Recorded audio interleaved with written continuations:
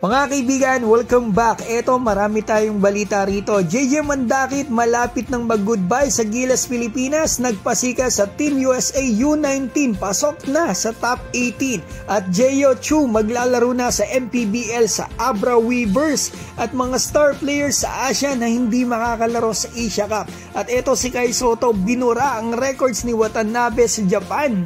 Simulan po natin sa dating Gilas player, Jeyo Chu, na huli naglaro po sa Japan B-League Division 2. Nag-average po siya doon ng mahigit 3 points and 3 rebounds in 15 minutes na playing time. Nalaman ko po na ito pala ay nagbalik na ng Pilipinas. Ito po ang post ni Mayor JB Bernos ng Abra Weavers, breakfast with the newest Weavers, kasama po nila si Jeyo Chu. At eto mga kaibigan, nandito rin si Coach Yong Garcia na head coach po ng Abra Weavers. Pinsan ko po yan mga kaibigan. At sinabi po niya sa akin na ito nga, maglalaro nga itong si Jeyo sa kanila. Reunion po ito para kay Devil Defonso at Jeyo na mag-teammate nung college dito sa atin. 14-1 ang standings ng Abra, mas pinalakas pa. Sana makuha nila ang kampyonato. Ngayon, balitaan ko na po kayo kay JJ Mandakit. Nakakahinayang hindi siya nakuha sa Gilas Youth o senior natin. Medyo mahigpit din po kasi ang FIBA sa pag-transfer ng federation ni JJ dito sa atin sa Pilipinas. So ito po yung update natin. Kasama po siya sa Team USA U19 Training Camp.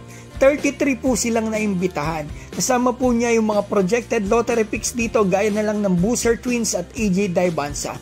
After ng 3 sessions nila, in-announce ng Team USA Basketball ang top 18. So, bale, 15 mga kaibigan yung natanggal. Isipin nyo, pumasok po si JJ Mandakit sa top 18. At ayon kay Jonathan Givoni ng Draft Express, eto nakikita niyang top 14. At pasok dito si JJ Mandakit. Pag nakuha siya dito mga kaibigan at naglaro na dito sa Team USA U19, mahihirapan na po ito makapaglaro sa Gilas Pilipinas as local sa hinaharap. Kahit na po may Philippine passport siya before mag-16 at kahit pa gusto nila. So eto, pag-usapan po natin ang FIBA Asia Cup 2025 Saudi Arabia na magaganap po sa August 5 hanggang 17. Ito po yung mga stars sa Asian basketball na hindi makakalaro sa prestigious basketball competition na ito. Unang-una na po dyan si Wael Arakji ng Lebanon na injured pala to mga kaibigan sa BCL Asia. Parang Chinese player ata itong nakadali sa kanya. Sinalubong siya, body check, balikat ang na-injured sa kanya. Ayon sa report mula sa Lebanon, mag-a-undergo po ito sa surgery sa kanyang balikat at minimum out po ito ng 3 months. Kaya hindi talaga ito makakalaro sa Asia Cup. Pangalawa, si Yuta Watanabe ng Japan. Bakit kaya ito hindi makakalaro? Kaibigan, ayon po mismo sa kanya, pinost niya sa Twitter na pagdesisyonan daw po niya na hindi muna lumaro dito dahil since last year daw po ay napakadami na niyang naging injuries at ang katawan daw po niya ay wala pa sa perfect condition. At para may idea naman tayo mga kaibigan kung gaano po talaga kahusay ang ating kababayan na si Kai Sotto na pangatlong star player in Asia na hindi makakalaro sa Asia Cup. Tingnan niyo po itong stats at records nila ni Watanabe, Kai Sotto dito sa Japan B-League sa kakatapos ng season.